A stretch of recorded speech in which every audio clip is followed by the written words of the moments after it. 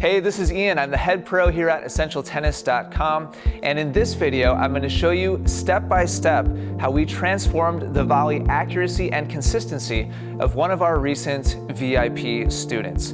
Plus, at the end of this video, I'm going to give you completely free access to our powerful volley action plan that you can download and immediately use the next time that you step out onto the court to transform your own volleys.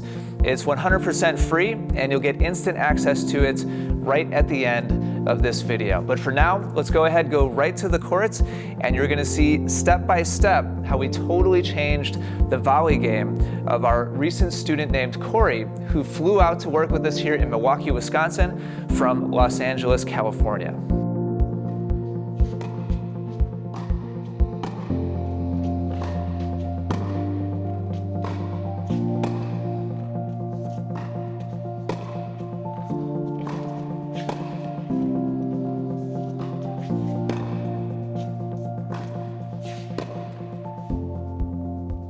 So when you mess up at the net, what's the most common occurrence? I'm swinging my racket. I feel like. Where do you miss? Does it usually go in the net, long, wide? I miss the easy floaters. Okay. Like the really sitting ducks. Okay. All right. And now lastly, kind of little accuracy challenge here. Bryan's going to do his best to just give you the same ball over and over. You know, it's going to vary a little bit, obviously, but he's going to give you, middle of the road, just like 1.5 feet, 2 feet over the net, like medium pace drive.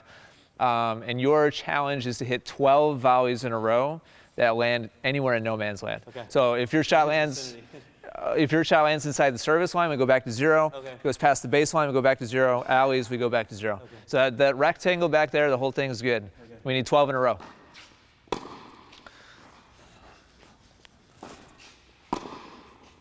So that's 1, 2.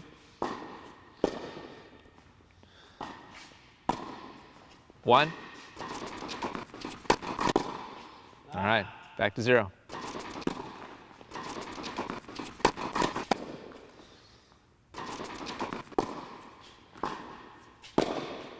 Two. All right. Be here till 7 o'clock at night. We'll see. We'll see. A little bit short. Short. Short. I mean, think about it. It's half the court.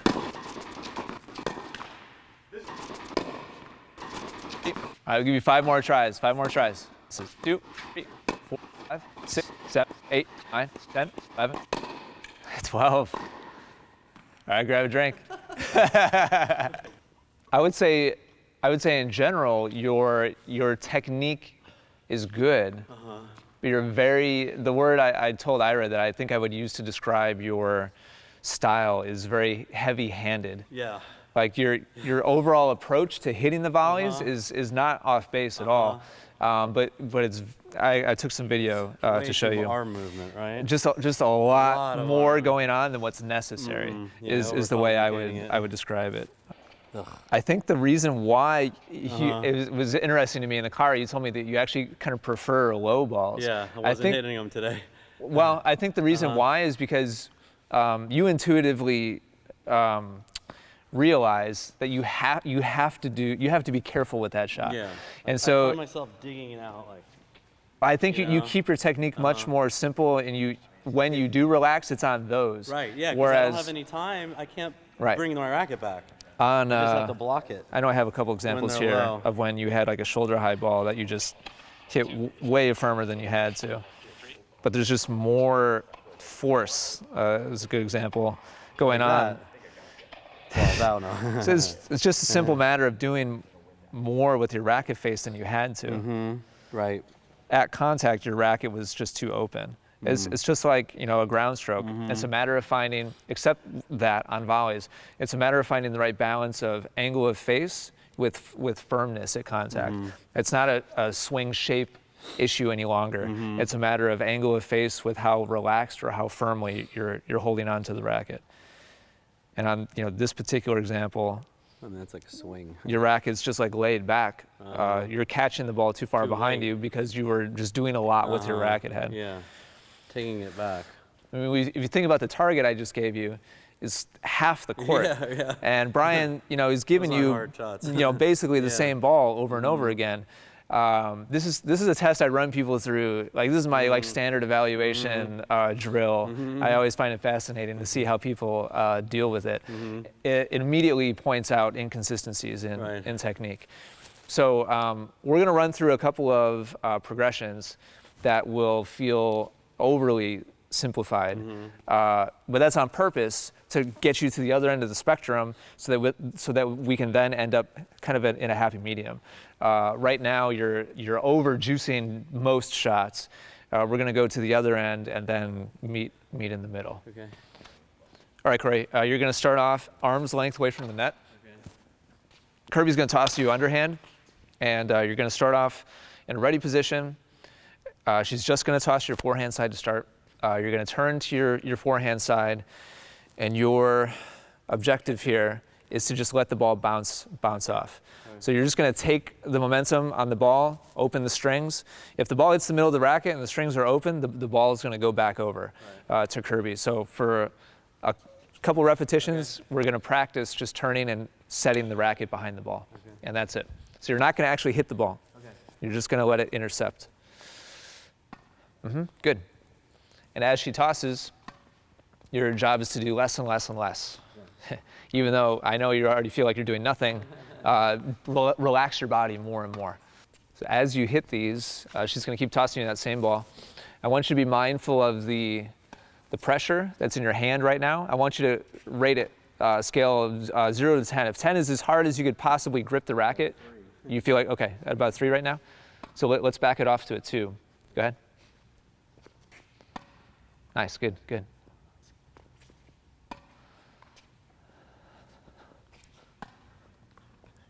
giving it a bit of a nudge forward. I want you to even try to take that away. Take what away? You're giving it a little bit of a nudge forward, yeah. Yeah, just let it bounce off.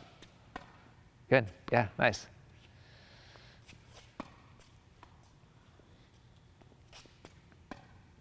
Yep. Just for fun, go down to a 1. I mean, just so you're barely holding onto the racket. Nice. Does that feel like a 1 to you? Yeah. So is it fair to say that to make a volley takes 0 effort? Pretty much. As long as you set the angle of the strings correctly and you track the ball into your strings, you'll make every volley. Whether or not it'll be competitive is another question, but we'll get ourselves back up to that point, yeah.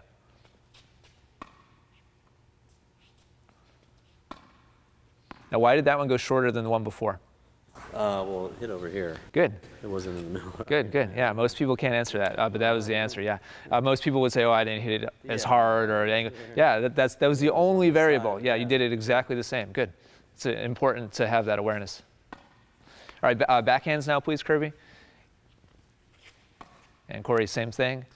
You probably start off about a 3, and I want you to inch your way down towards 1, firmness, and just find the right angle of the racket so it makes it back to her.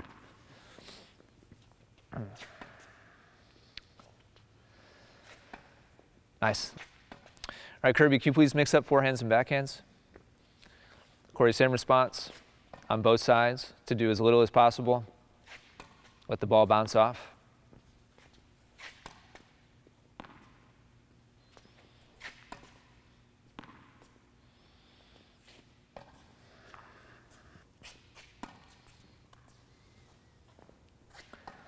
Okay, Kirby's going to take the basket and go back at about the same depth as you are now, about halfway or so back. She's going to continue to toss you underhand. You're going to hit it so that it makes it back to her in the air. Okay. So this is now going to take a little bit more energy, but still almost none. Yeah, still almost none, but just a little bit of a guide forward. Yeah, that's great. The thing is, Kirby, because she's further away, to make it to you with her toss is actually putting more energy on the ball anyway. So it doesn't take much more on your part. It's really just a redirecting of that energy that she's giving you. And that sentence is probably the most singularly important thing about being a good net player. Yeah, It's not so much, being a great net player isn't so much about hitting the ball as it is redirecting what you've been given. Exactly, yeah. And in watching you volley, it's the opposite. Like, you're winning the collision with the ball more frequently than the ball is winning the collision with your racket. And if you've got hands like, you know, Navratilova or McEnroe, then you can get away with that. For most of us, we don't have that precision to have the racket just lined up just right to forcefully go through it and hit it in the right spot. Okay, so Ira's gonna feed like a medium ball to you, like just about that pace, like not much more, in the air to you, and your targets, we're gonna split no man's land in half. Okay. You're gonna hit, actually, let's do it this way. Ira, you're gonna stand in the middle of no man's land there, and Corey's gonna stand in the middle of the service box. He's gonna alternate forehand, backhand, and you're gonna make 10 volleys in a row that land in that box between service line and the baseline, and not counting the alley on that half. Okay. We've given you no bonus points for power, no bonus points for spin. We just need to place the ball in that spot reliably. So do the least necessary. Starting now, 1, 2, 3, 4, 5, 6. Why was it short? I was looking at him when I hit the ball, for starters. Did you feel the racket turn in your hand? Yeah, it was. Okay, so from being off center then. Okay. It's kind of like what we were saying in the car. If it's off center, it's really hard to say about the rest of it. We really can't tell for sure on the firmness and the angle. Once it hits the frame, it just craps on everything. Yep, So back to 0. 1, good shot. 2, 3, 4. Nice. 5, 6, 7, 8. Nice. 9.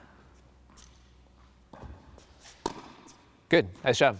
Okay, let's switch to the other half. And Ira, you're going to go back to a step behind the baseline. So Ira's going to hit you like a medium firm, like pace now. And remember before when Kirby took a step back, and I said, so now she's further away, so it's going to take a little more energy. But remember, she's also tossing it harder, and so it's not probably as much more force as you probably think. Same thing here. The problem is most players flip it, and the faster the ball comes, the more they do with their racket. More off of it. Right. It should be that. It should be actually doing less the more he gives you. Yes. Okay. So Ira's going to give you a firm shot now, and again, no bonus points for speed for you. Just place it between the service line and the baseline, and we need 10 in a row. 1. 2, 3. Good. 4. Better on the forehand. 5, 6. Good, Corey. 7, 8, 9. Good. Nice. Your biggest liability so far is the forehand side. Taking it. I know the backhand, I don't tend to do that as much. Yeah, you do a nice job just kind of keeping it in front and redirecting. Your forehand side, you have a habit of taking the racket back, which is totally unnecessary right now. So how do it's weird. I mean, so from just moved here rather than here. Exactly. Yeah. From your ready position, on like a ground stroke, you're used to keeping your hands connected and rotating your body. On a volley, you want to rotate and put your hand in front of you just to intercept the ball. Okay. 1, good. 2, 3, good shot. 4, Nice. That's really nice, Corey. Good calm response. 6. Yep. 7. 8. Nice. 9. Good. Looking much better. Good. All right. Nice job. So those, all 10 of those, I would say, were really appropriate level of firmness. Like you weren't like fluffing it up there and sitting it, but it wasn't to the point where you were losing control either. His shot. And I think that's the skill that you need to develop, is an awareness of how firm you're being relative to the speed of the incoming shot, right? All right, I increase again. 1. Short. 1. So 1 backhand went short, 1 backhand went deep. What was the difference between them? Looked like about the same firmness. So what's the other variable? You hit them both cleanly, about the same firmness. The racket string. Yeah. So the short one. Too open, one too close. Which one? Well, the one was too open. Good. All right. Good. Yep. I'm just testing you, making sure that you're following here. 8. 9. Okay. Grab a drink. The difference in how Ira ramped up his pace was not matched by an equal increase in your simplicity. And all the variables, or the 2 variables that we've been talking about, firmness and angle of the racket, the difference those make on the resulting shot is accentuated by speed. Right. So if the racket is 1 degree too open on a slow shot, it doesn't make nearly as much difference as when the ball is coming 80 miles an hour. Sure. So I think the biggest thing for you is just having more awareness of what you're doing with the racket relative to the incoming ball. And right now, they're not lining up. Right. The ball is coming at a much higher difficulty level than what you're willing to decrease in your technical response. Does that make sense? Yeah. So firm feeds, let's say hard feeds. Need 10 in a row. 1. 1. 2, good response. 3, good. 4, good firmness. 5, 6, 7, 8, 9. Ah! A little close for comfort there. Corey went from being heavy-handed, inaccurate, and inconsistent with his volleys to being calm, controlled, and precise within the matter of just an hour or 2 by following very simple step-by-step drill progressions. And now you can do exactly the same by downloading our completely free Volley action plan. You can grab it and take it to the court with you the very next time that you play to start seeing quick results, just like Corey did. You can download it by clicking the button right here. You'll be taken right to a page to let us know where to send that action plan, and you'll be able to access it right away. If you're watching this video on an iPad or any mobile device, that button won't work. So simply go down to the description and click the first link, and you'll go to that very same page. Or you can just go to www.volleyactionplan.com. Lastly, do me a favor, after you download your action plan and go out to the practice courts, come back to this video and leave us a comment down below and let us know how that first practice session went for you. We'd love to hear about your improvements and hear how your game is advancing. It's all about what we do here at Essential Tennis. And also be sure to subscribe to our YouTube channel, because we're coming out with lots of new coaching just like the stuff you just saw. It's going to be super powerful stuff. And if you take your improvements seriously, like we know you do, you're not going to want to miss out. So subscribe to our channel here and be sure to follow us on Facebook as well. Thank you so much for watching. Take care and good luck with your tennis.